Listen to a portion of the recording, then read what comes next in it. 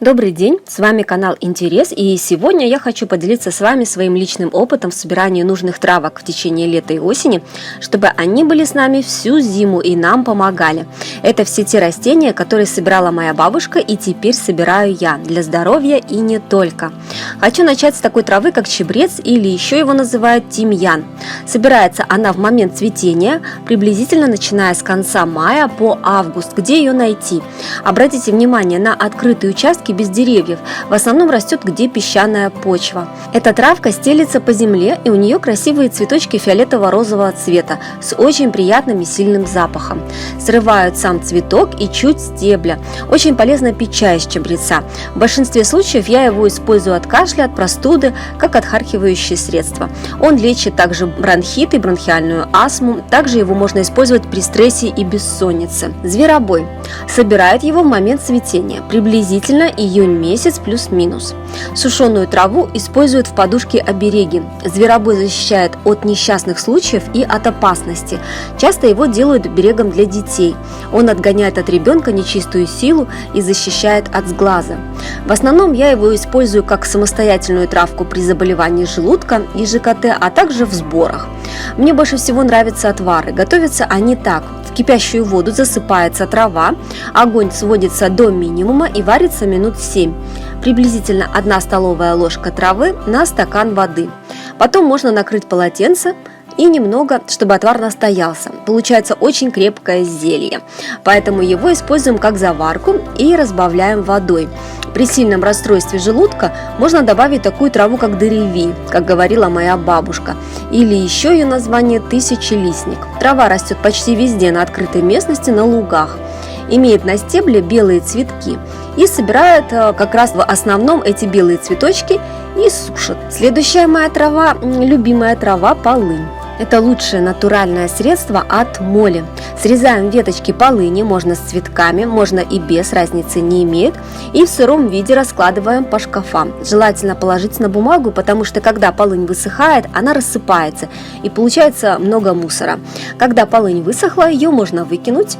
Так нужно в летний сезон проделать пару раз, желательно. Сухую полынь используют в сборах также при борьбе от гельминтов, глистов. Ее используют вместе с цветками пижмы и гвоздикой. Гвоздику можно купить в магазине в разделе «Приправа», а вот про пижму стоит рассказать, ведь это еще одно растение, которое можно собрать, и оно растет тоже почти везде. Это желтые такие цветочки в гроздях. Собирают именно соцветия, сушат и используют.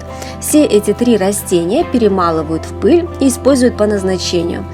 Обязательно очищение от паразитов проводить на убывающую луну, кто не знал. Следующий цветок – это календула. Это цветок, который у меня растет на дачном участке. Срываются отдельные цветки, сушатся и используем их в желчегонных сборах. Рецепт чая будет такой.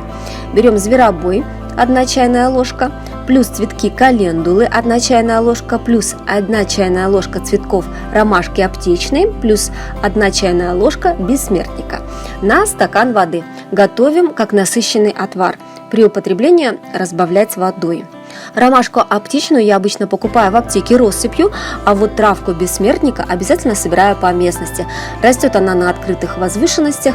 Ее у нас не совсем легко найти, но и все это зависит от местности, где вы проживаете. Хочется отметить такую траву еще, как иван-чай. Отличная трава для чая. Можно просто сушить и затем заваривать как чай. Или же сейчас в интернете есть масса рецептов приготовления вкусного ферментированного иван-чая. Ферментированный чай от заваренных обычных листочков отличается своим быстрым способом заваривания, своим ярким ароматом и массой полезных веществ. Можно в ферментированный чай еще добавить высушенные цветочки иван-чая или же другие высушенные ягодки и наслаждаться всю зиму. Аромат его просто великолепный. Если кого заинтересует мой рецепт приготовления ферментированного чая, напишите в комментариях, тогда обязательно снимем видео с несколькими способами, наиболее, на мой взгляд, самыми удачными по аромату и вкусу. Следующий пункт, который бы я хотела отметить, это корень лопуха. Его можно заготовить для волос. Выкапывается корень, моется, режется и высушивается. Зимой делается отвар и втирается в кожу головы. Для отвара нам понадобится 2 столовые ложки сухих корней, засыпаем в кипящую воду на стакан воды и варим на небольшом огне минут 10. Затем выключаем, даем отвару настояться и втираем в корни волос. Можно хранить в холодильнике этот отвар и использовать раза 2 либо 3 в неделю. Отваром можно и просто ополаскивать волосы после мытья. Помогает при выпадении волос, а также для укрепления и их роста. Ведь лопух всегда считался источником нужных витаминов и минералов для волос. Но тут надо учесть один нюанс. Раствор получается изумрудного цвета, и блондинкам он может дать слабо зеленоватый оттенок, так сказать, поджелтить волосы. Ну и также полезными для волос также и отвары из крапивы. Совсем недавно выращиваю для себя лаванду. Очень хорошо высушенные цветы подходят для окуривания помещения. Делается это от очищения от накопившейся негативной энергии. А также можно использовать для ароматного саше, для ароматизации вашего шкафа. Если же сделать букет из высушенных цветов, аромат будет очень долго благоухать на все помещение. Можжевельник. Что касается можжевельника, высушенную хвою используют тоже для очищения помещения от отрицательной энергетики. Снимают негативную энергию из предметов и подарков обычным окуриванием. На сегодня, пожалуй, это все. С вами был канал Интерес. Если видео понравилось и было полезным, ставьте лайки. Нам будет очень приятно, и до новых встреч!